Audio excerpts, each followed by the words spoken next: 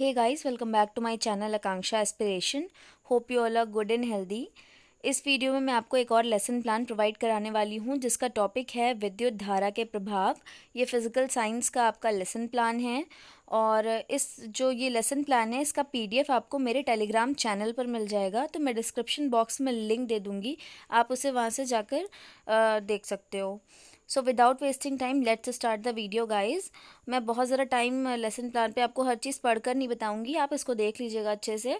और नहीं, अगर आपको मान लीजिए आपको पीडीएफ नहीं चाहिए तो आप स्क्रीनशॉट भी ले सकते हो। तो स्टार्ट कैसे करेंगे, हम सबसे पहले यहाँ पे कक्षा लिखेंगे, किस क्लास का है, क्लास 7th का है। विद्यालय का नाम, जहाँ कहीं भी आप पढ़ाने जा रहे हो, जहाँ आपकी ड्यूटी लगेगी।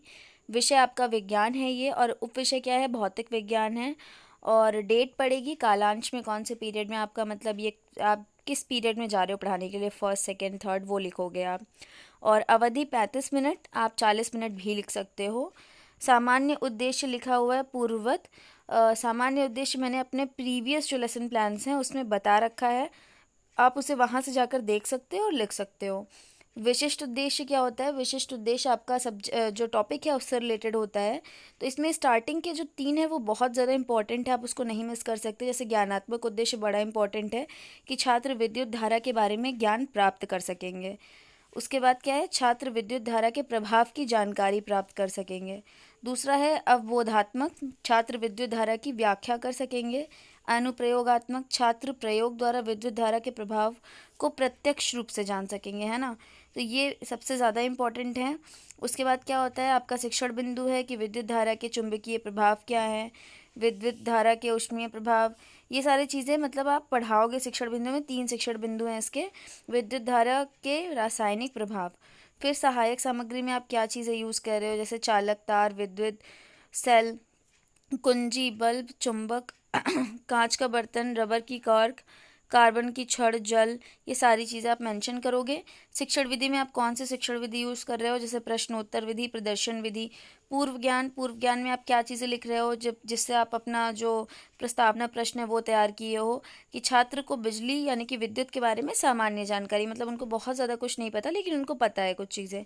फिर यहाँ से आपका इंट्रोडक्शन स्टार्ट हो जाएगा, छात्र अध्यापक द्वारा पूछे गए प्रश्न और आपके छात्रों द्वारा दिए गए संभावित उत्तर।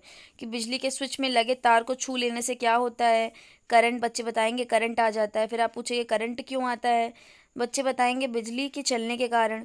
उसके बाद बिजली के स्विच से हीटर या प्रेस का तार जोड़ने पर क्या होता है, तो बताएंगे कि वो गर्म हो जाता है। फिर इसी प्रकार बिजली के कौन कौन से प्रभाव है, तो ये समस्यात्मक हो जाएगा उनके लिए। और यहीं से आपका जो उद्देश्य कथन है, स्टेटमेंट ऑफ एम, ये निकल के आएगा कि आज हम विद्युत धारा के विभिन्न प्रभावों का अध्ययन करेंगे। उसके बाद आपका शिक्षण बिंदु स्टार्ट हो जाएगा, छात्र अध्यापक द्वारा पूछे गए प्रश्न और छात्र अध्यापक द्वारा दिए गए जो आपके संभावित उत्तर हैं वो यहाँ पर मेंशन्ड हैं, बहुत ज़्यादा है तो आप इसका स्क्रीनशॉट ले लीजिएगा, अदरवाइज़ मेरे टेलीग्राम चैनल को भी आप ज्वाइन कर सकते हो। उसके बाद ये पूरा आप इसका प्रस्तुतिकरण है, आप देख लीजिएगा क्या चीज़ें इसमें आपको लिखनी है। कुछ चीज़ें आप, जैसे इसमें 7 क्वेश्चन पूछे गए हैं, आप 5 कर सकते हो, कुछ चीज़ें आप इसमें से कम कर सकते हो। और लेसन प्लान हमेशा बहुत ज़्यादा बड़ा नहीं बनाना चाहिए, क्योंकि सिर्फ ये टीचर को गाइड करने के लिए होता है कि वो उन्हें पूरा जो 40 मिनट है क्या क्या चीज़ें उसमें कवर करनी है। तो इसमें आपको केवल मेन मेन चीज़ें लिखनी होती हैं।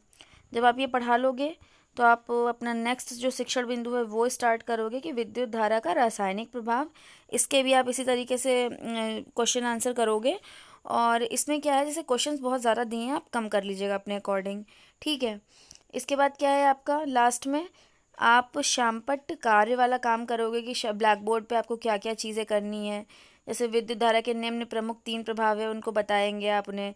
विद्युत धारा के चुंबकीय प्रभाव, ऊष्मीय प्रभाव, रासायनिक प्रभाव।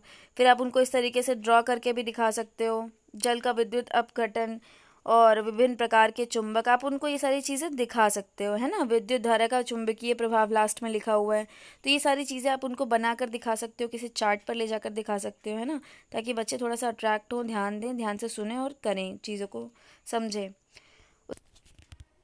उसके बाद लास्ट में आप मूल्यांकन प्रश्न पूछोगे बच्चों से, उनको ये जानने के लिए कि आपने जो पढ़ाया क्या उनको ये चीज़ समझ में आई या नहीं आई। तो कम से कम 5 क्वेश्चन तो होने ही चाहिए कि हीटर को गर्म होने के लिए ऊष्मा कहाँ से प्राप्त होती है, विद्युत धारा के रासायनिक प्रभाव में कौन सी क्रिया होती है, चुंबक को कौन कौन से रूपों में बनाया गया है, जल में हाइड्रोजन व ऑक्सीजन गैस किस क्रिया के द्वारा अलग होती है। तो आप इस टाइप के क्वेश्चन उनसे पूछोगे, अगर वो आंसर करेंगे देन वेरी गुड। अगर वो नहीं बता पाते हैं तो आप उनसे क्या करोगे, आप उनको दोबारा से जो है समझाओगे। फिर लास्ट में आप उनको क्या करोगे, होमवर्क दोगे। होमवर्क में आप कम क्वेश्चन रखने की कोशिश करिएगा, इसमें 6 दिए हैं, आप 4 या फिर 3 रखिएगा, क्योंकि उनको दूसरे सब्जेक्ट से भी होमवर्क मिला होगा। और ऐसा क्वेश्चन रखिएगा कि उनका जो पूरा टॉपिक है वो उनको क्लियर हो जाए अच्छे से। So this is it guys, thank you for watching. Don't forget to subscribe my channel and like the video because your subscription means a lot to me guys. और मैं आपको और लेसन प्लान अपने channel पर provide कराती रहूँगी. So thank you so much.